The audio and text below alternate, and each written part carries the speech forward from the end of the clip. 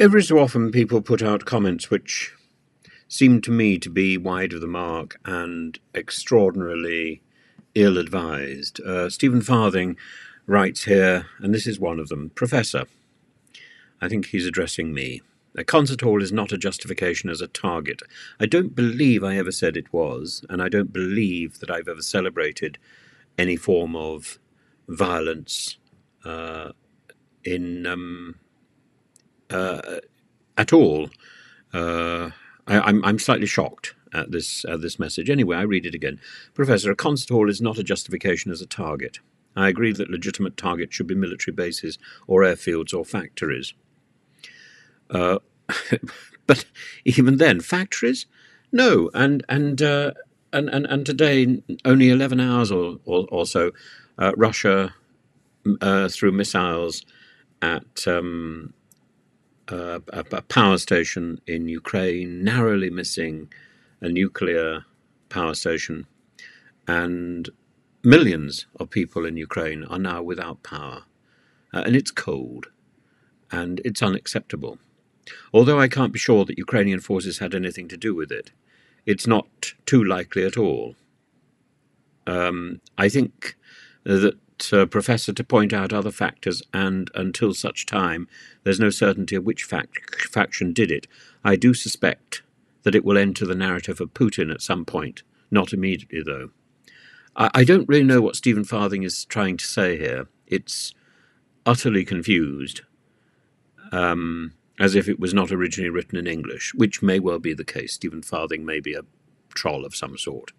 But it's not acceptable, this sort of making whoopee when people are hurt, and seriously hurt, and have died in a terrorist atrocity.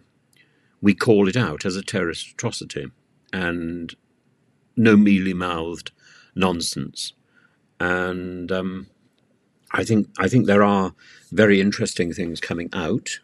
For example, that America had warned Russia and its own citizens in Russia, and had warned people that there was chatter of a terrorist attack in Russia in a public space, and that people should avoid public spaces.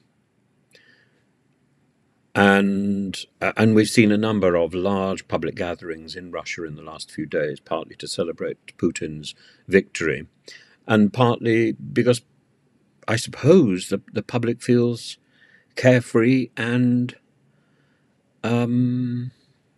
giddy in the light of Putin's victory. Putin significantly is very quiet at the moment, and it falls to Yulia Navalnaya to speak out and to send condolences and to send her concerns and her determination that people would be brought to justice. Yulia Navalnaya is doing the job that, frankly, should be done by Putin, and you suddenly think, well, there is the wife of somebody who could have been running the country. And instead we've got this man who looks like a carbon copy of at the house imp in Harry Potter, and not behaving much better. I think I greatly appreciate the comments which are made on this site, and I greatly appreciate those even made by people who say things which I'm not likely to agree with. But this sort of jumble of nonsense which Stephen Farthing has penned is worrying and disturbing, and I just like to distance myself from it. That at no point have I suggested, nor would I suggest, that a concert hall is a legitimate target. It isn't. And I don't believe terrorism is a way forward in any form. And we must stand up to terrorists. We must try to discourage terrorism. We should stand up and oppose belligerence in all its forms. And the best way to oppose belligerence is by peace.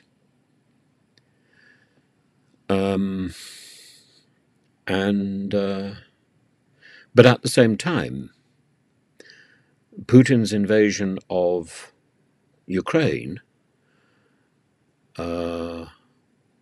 was something utterly abhorrent and utterly pugnacious and utterly wrong, evil. Zelensky asked for help in standing up to the invader and resisting the attempt of some sort of military coup, and the West and others responded. I don't think America and Britain have responded as well as they could have done, and Europe. It's okay to speak the words, but we need to follow through with deeds. And had we offered Ukraine the weapons it very badly needed at the beginning, then maybe it would be in a better position now. Because for the last year, really, Ukraine has not made any great headway. It has resisted, which is extraordinary and needs to be saluted. It's resisted the most extraordinary ferocity of a huge army and almost everything that Russia can throw at it. But it needs to continue to resist. And there are calls saying, well, now is the time to give in. Now is the time to nobly surrender. No, because then we have to ask, why did so many people die? Why did so many people sacrifice themselves? For what? For Putin?